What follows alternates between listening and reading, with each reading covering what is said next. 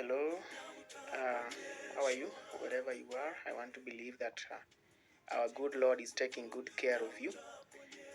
Today we want to look at revision of paper 2, biology, and that is from the West Kenya Union exam that we did last term, 2025.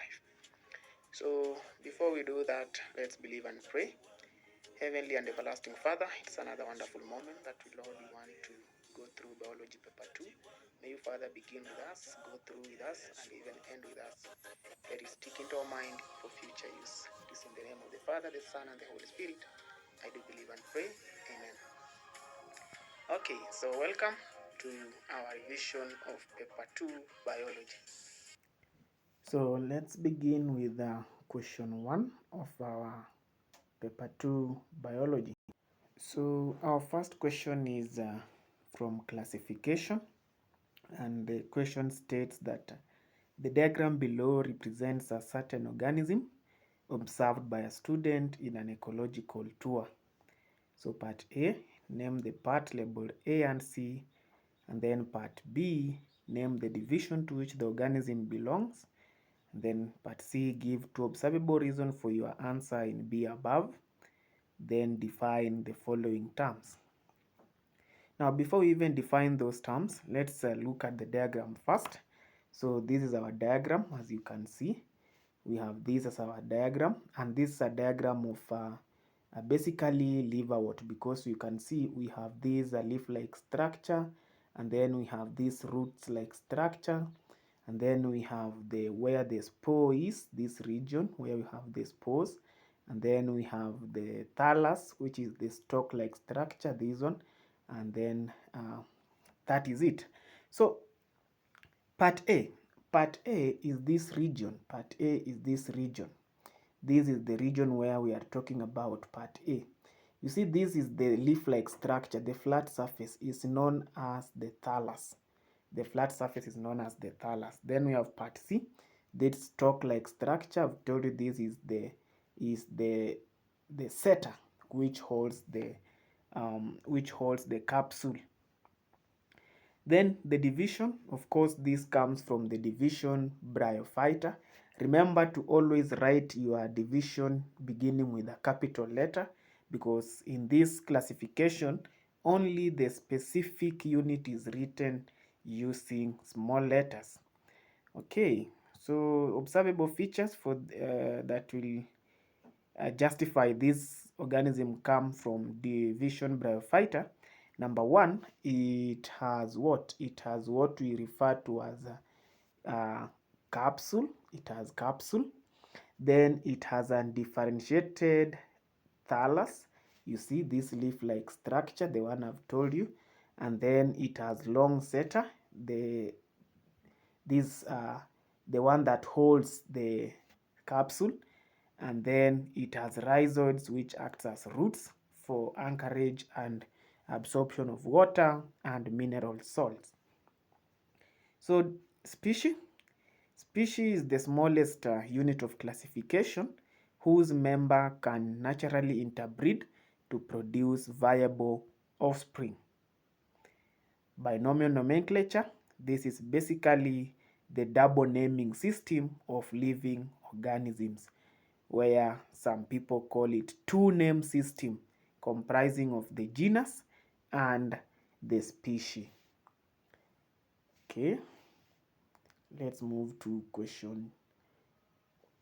our next question, question 2.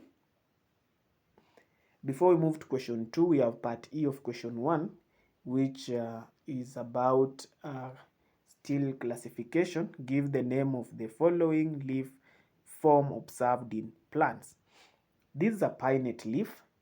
This is a pinnate leaf. The reason why we are saying it is a pinnate leaf, it's because it has this pair of leaves. You can see we have pair of leaflets on the stalk that attaches to the main stalk.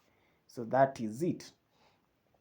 But if these leaflets could be coming from another stalk, then the stalk attaches itself to this stalk, and then this one to the main stalk. We could have called that a bipinnate leaf bipinnate leaf.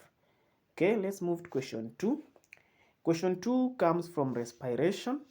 The question states that the following equation represents a certain physiological process. You can see the process there. We have a food substance, which is a carbohydrate in nature. We have a food substance, because as you can see, this is carbohydrate. And then we have it reacting with oxygen to form carbon dioxide, water, and then energy. Of course, you all know that the process that gives energy in the body is respiration after breaking down the digested food. So name the process. Because we have oxygen around, this will be aerobic respiration. This will be aerobic respiration. Why? Because if there was no oxygen, that could be anaerobic. So when you give your answer in such a question, ensure that you are specific which kind of respiration. If you just say respiration, it will be rejected. As you can see, reject respiration. Part B, work out the respiratory quotient. For us to get the respiratory quotient, which is abbreviated as RQ, the respiratory quotient is abbreviated as RQ. As you can see, we take the volume of carbon dioxide produced over the volume of oxygen used. The volume of carbon dioxide produced in our case is 57, as you can see, and then the volume of oxygen used is 80, as you can see. So 57 divide by 80, you get 0.7125. From our RQ scale, you realize that this indicates that this one is a fat substrate. This is a fat substrate. Part C, what is the significance of the respiratory quotient? Actually, respiratory quotient allows us to know the type of substrate being oxidized. For example, in this case, I've just said that this substrate is fat, and then it also helps us to know the type of respiration taking place. For our case, you can see this is an aerobic respiration.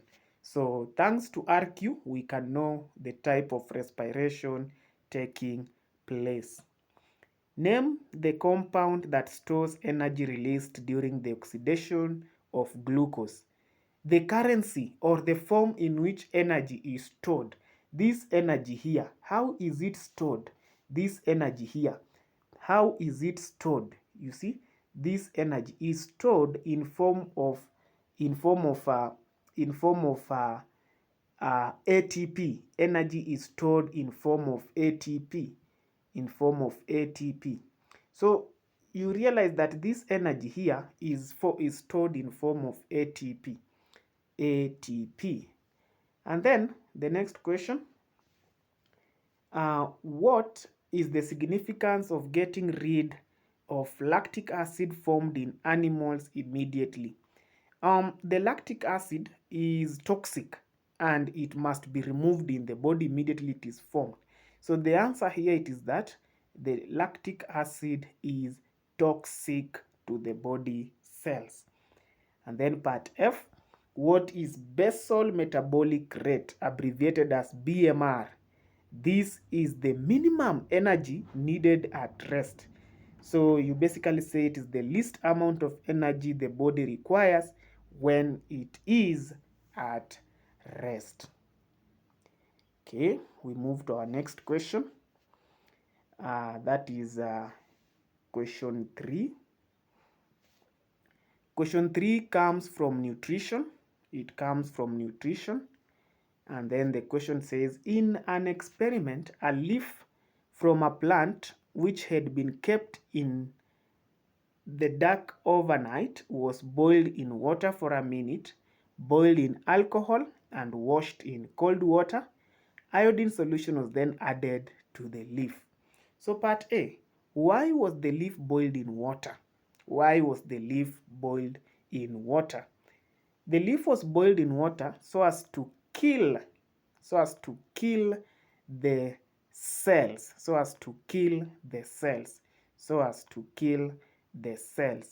or rather to kill the protoplasm, to kill the protoplasm. Why was it boiled in alcohol? And you should also know that this boiling in alcohol is done indirectly because alcohol is highly flammable. So it is boiled in alcohol. Probably good example of alcohol there is usually propanol or ethanol or even methylated spirit. Those are examples of alcohol used. So the main reason why it was boiled in alcohol is to remove the chlorophyll. To remove the chlorophyll. Part B. What observation was made after adding iodine solution to the leaf? Of course, the color of iodine remains brown. Why? Because there is no what? There is no starch. There is no starch. That is the reason there is no starch or absence of starch. Remember, when you remove when you remove chlorophyll, there will be no formation, there will be no photosynthesis, hence no formation of starch in the leaf. Okay, state the aim of the experiment. Part D. To show that light is necessary for photosynthesis. That is why it was kept in the dark overnight. And then, in which form is carbohydrate stored in mammalian liver and then in potato tuber? Now, in mammalian liver, carbohydrate is stored in form of glycogen, and then in potato tuber, it's stored in form of starch. Remember, that is one of the characteristics that was used to differentiate plants from animals based on how they store their carbohydrates. Then part F, name the organelle where photosynthesis occurs. We all know that photosynthesis occurs in the chlorophyll. In the chlorophyll. Okay, next question. Question 4 comes from fertilization and specifically in flowering plants.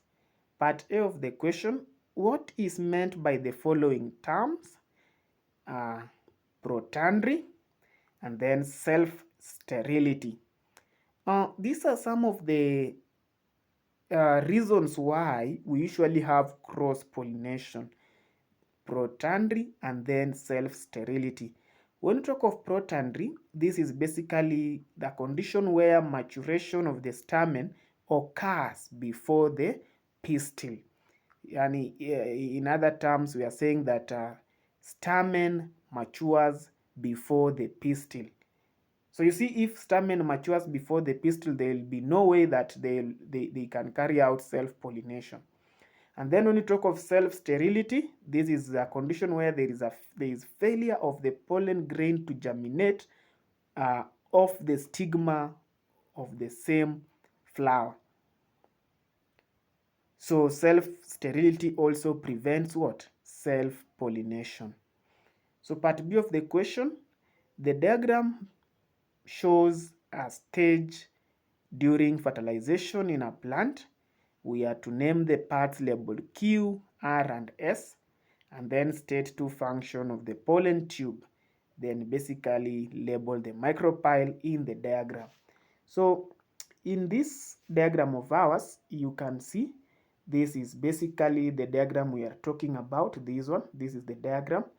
Okay, so you see we have the micropyle at this lower end. This is where we have the micropyle. So part Q, this region here is what we refer to as part Q.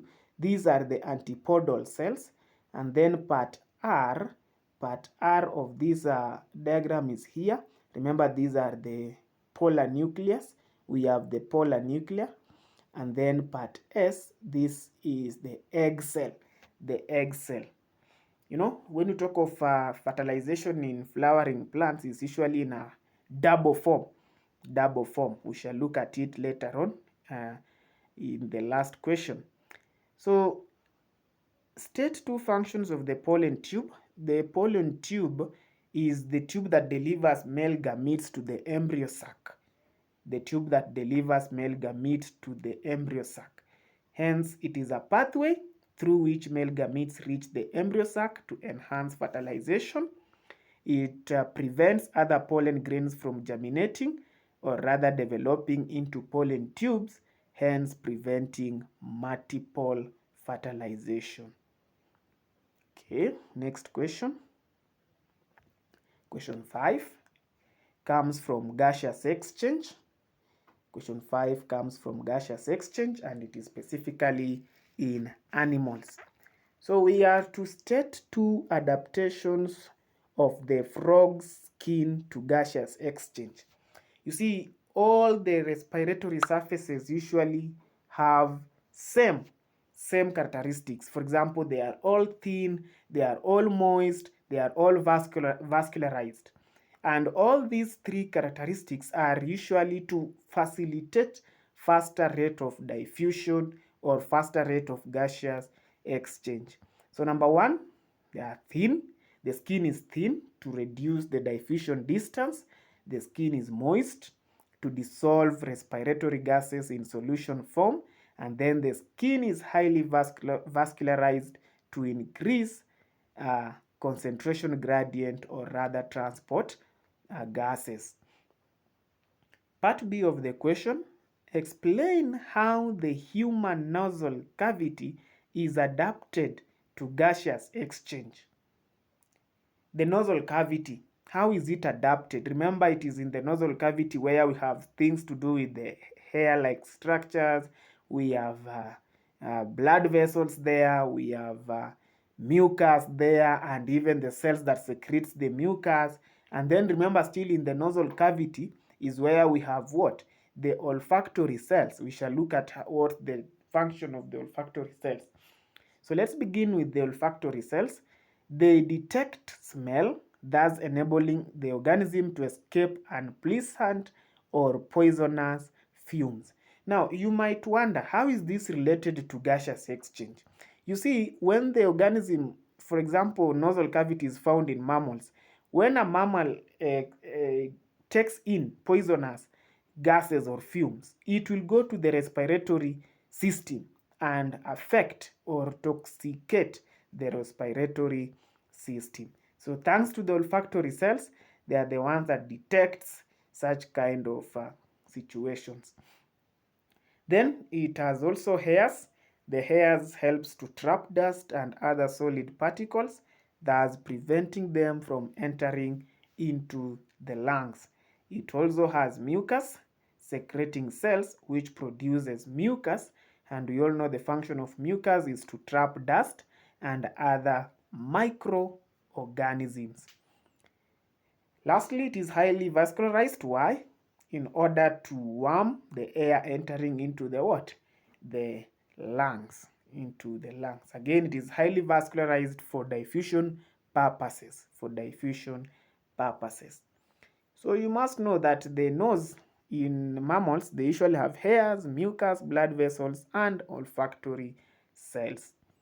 Explain why amoeba does not require an elaborate gaseous exchange system.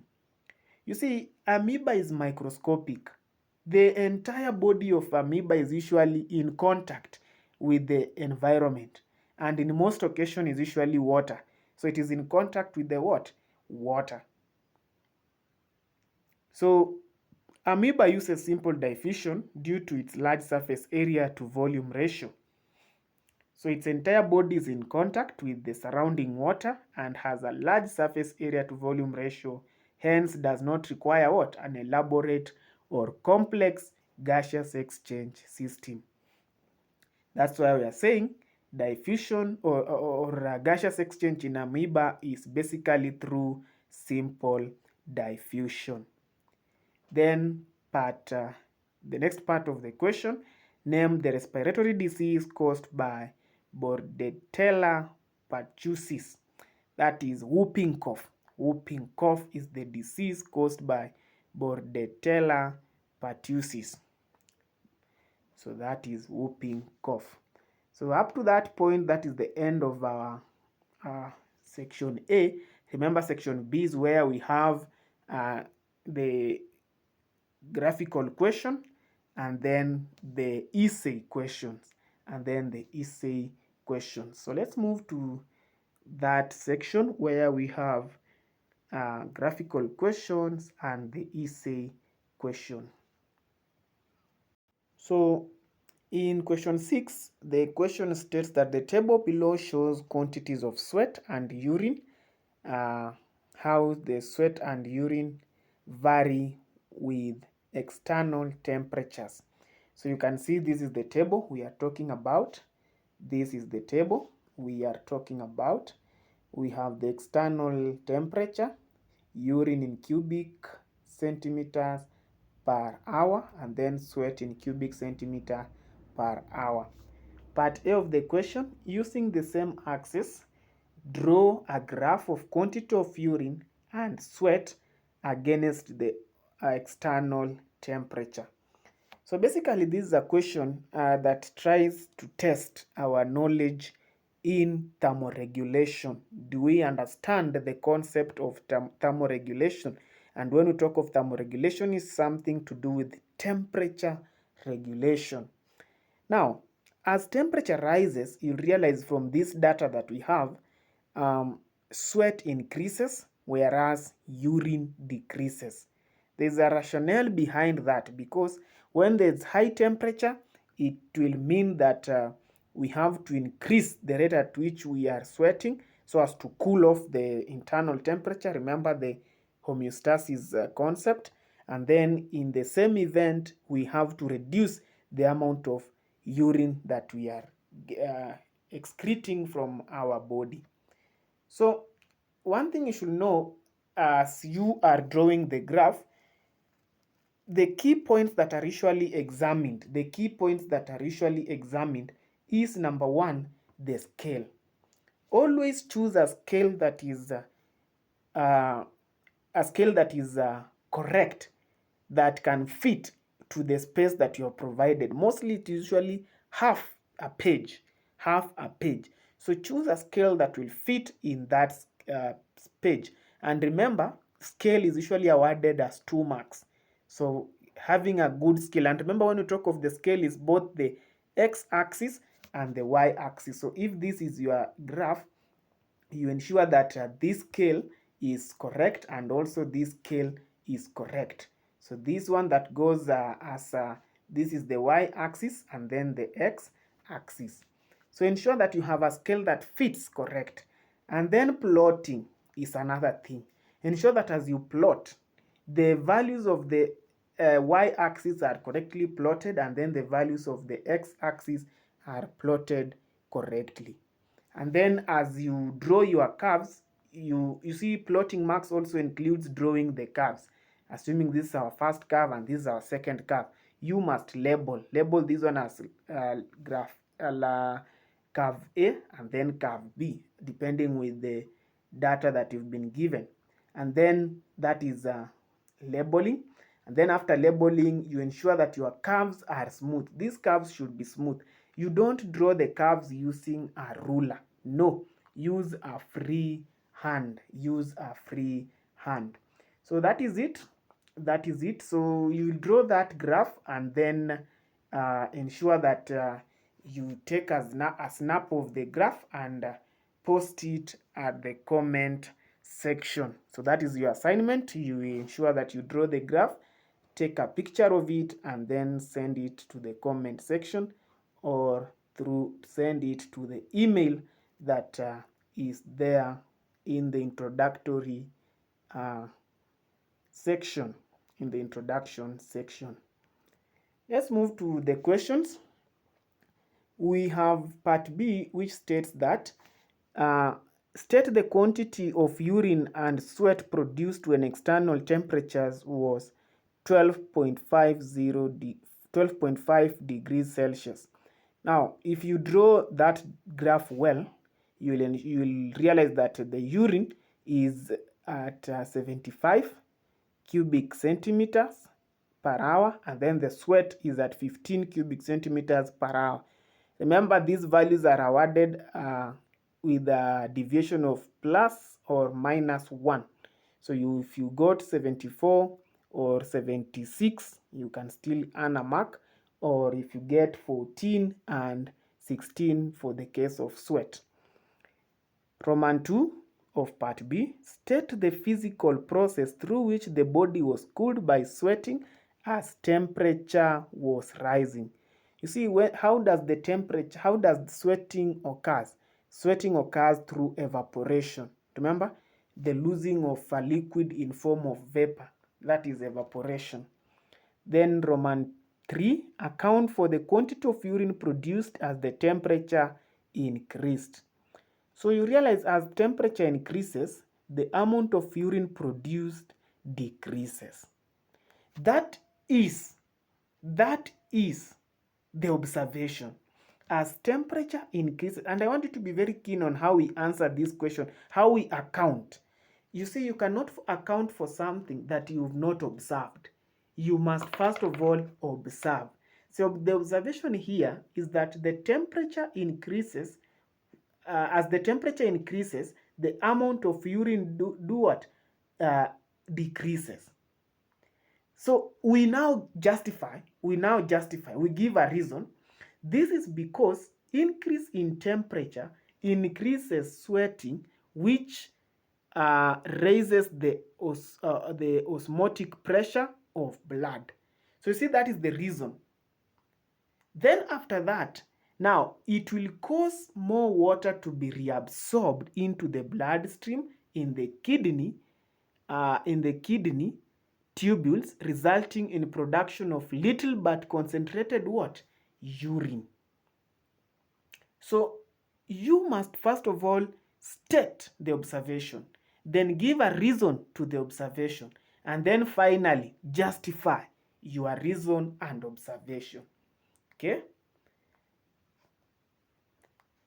So basically, for that question, there is less urine due to water reabsorption in the what? In the kidneys. Part C, state 3 nitrogenous wastes that could be eliminated in urine or sweat in human beings. Number 1, we have ammonia, we have urea, we have lactic acid, and so on. Part D, state 3 behavioral mechanisms that poikilotherms use to regulate their body temperature under hot condition. How? When you talk of poikilotherms, these are organisms that their body temperatures are usually changing with the changes to the environment. Some people call them cold-blooded. Cold-blooded. So how do they change? They move into the shade or burrow in holes or stay under stone to prevent the body temperatures from rising further.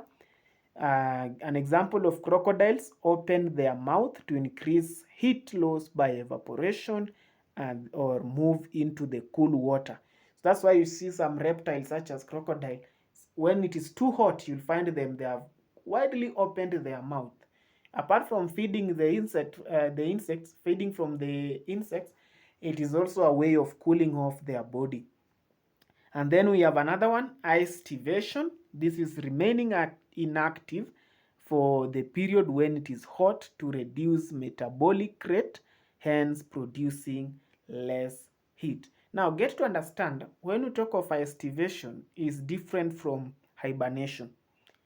Aestivation is basically remaining inactive for a period when it is hot, but rather hibernation is when an organism is reducing the metabolic activities, staying in a position that reduces the metabolic activities, maybe to preserve energy or other reasons. Okay, let's move to the next question. Now that is the essay question. Now, in biology, we usually have two essays. The first essay is usually about the zoology or animals, and then the next one is usually about botany or rather plants. It can alternate. Question 7 can be about zoology or botany, and then question 8 becomes the opposite of question 7. Now, describe how the mammalian skin is adapted to performing its function. The mammalian skin is usually adapted in so many ways to perform its function, and one of the ways is, number 1, The outermost layer, which is known as conified layer, is made up of dead cells that protect the skin and the body against mechanical damage, desiccation, or even microbes invasion. Then the granular layer is made up of living cells that give rise to conified layer.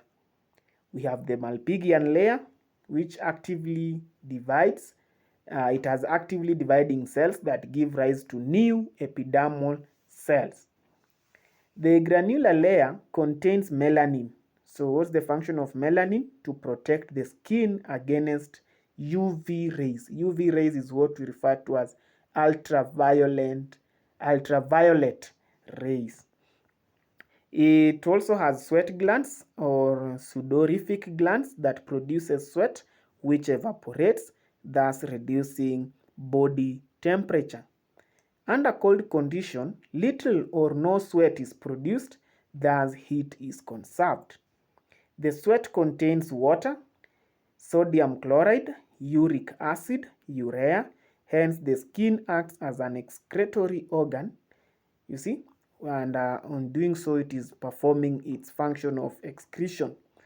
The skin has hair which stands erect to trap air to insulate the body or reduce the heat loss.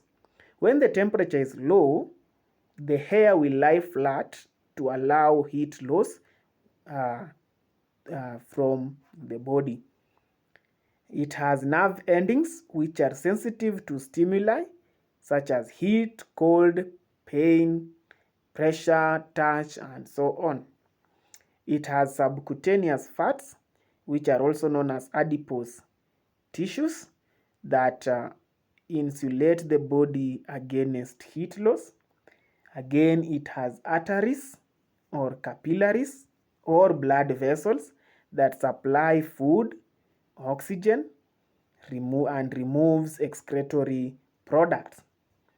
Arterioles vasodilate when temperature is high, and these arterioles, remember, are in the skin. So the skin arterioles vasodilate when temperatures are high, which facilitates the loss of heat by radiation or convection.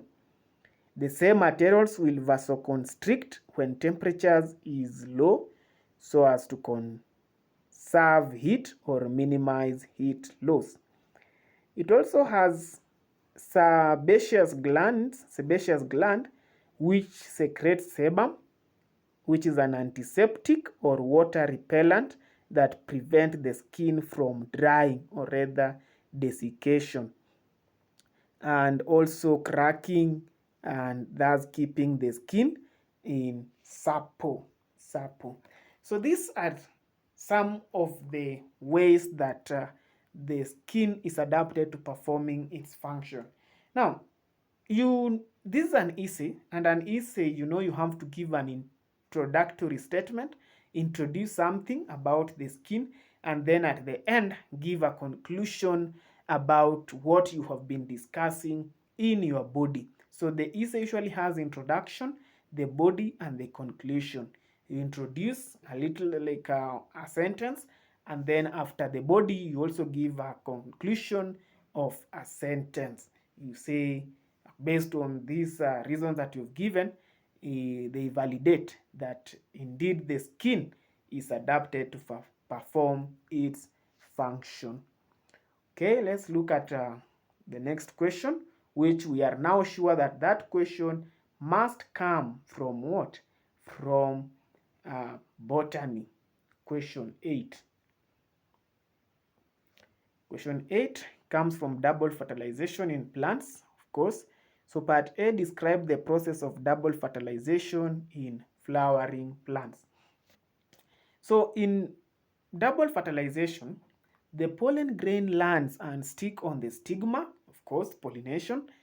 The surface of the stigma produces a sticky chemical substance which stimulates the pollen grain to germinate and form a pollen tube. The pollen tube grows down the style, carrying with it the male gamete, and these male gametes include tube nucleus and generative nucleus, and it gets nutrients from the surrounding tissues. So as the pollen tube germinates, the tube nucleus occupies a position at the tip of growing pollen tube, while the generative nucleus follows behind. As the pollen tube continues to grow downward, the generative nucleus divides mitotically. Remember, when we talk of mitosis, you understand division of one data cell to produce two data cells into two male gamete nuclei. So the pollen tube grows through the ovary wall, reaches the ovules, and enters the embryo sac through the micropyle. So at this stage, the tip of the pollen tube bursts open and the tube nucleus disintegrates to release the two male nuclei that enters the what? The embryo sac. One male nucleus or one of the male nuclei fuses with the egg cell nucleus and forms the diploid zygote. The other male gamete nucleus fuses with the two polar nuclei to form a triploid endosperm nucleus. And this statement actually forms the basis of our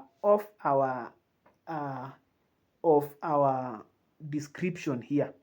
This statement, you see, we are having one male nucleus fusing with the egg cell nucleus and forming a diploid zygote. That is fertilization on its own. Again, we have another male nucleus fusing with the two polar nuclei to form a diploid endosperm nucleus. Again, that is fertilization on its own. So that's why we call this process double fertilization. You see, we have one nuclei fusing with the egg cell and another nuclei fusing with the polar nuclei. So this process is called double fertilization. Part B of the question, let's look at part B. State 5 changes that takes place in flower after fertilization. So the zygote undergoes mitotic division to form an embryo which differentiates into the plumule. Remember, the plumule is the one that grows to form a shoot, and then radicle is the one that grows to form what? Roots. The triploid primary nucleus undergoes mitosis to form endosperm tissue for storage of food. Remember, we have other organisms which store their food in the endosperm, while others store their food in the cotyledons. The fertilized ovary develops into a fruit. The ovary wall becomes the fruit wall, which is also known as what? Pericarp.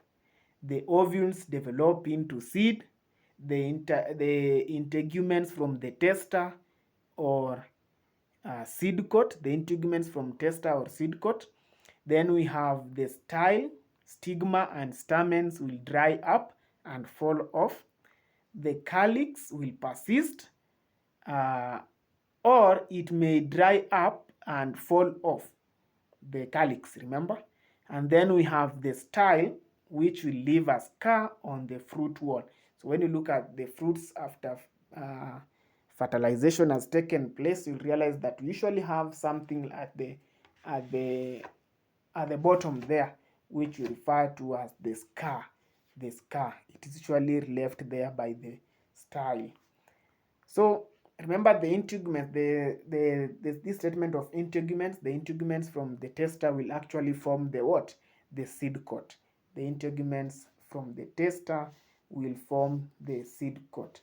So this point here, we have the integuments that will form the testa. Okay, so up to that point, we are through with our revision of biology paper 2. That is from the West Kenya Union exam that we did. So we want to leave at this point. Remember, you will draw the graph and give your feedback on the graph. If there is any part that you've not understood clearly, you can still reach out through the email or even through the comments so that we can discuss further. Otherwise, reach out for paper 3, and may God bless you, and bye bye.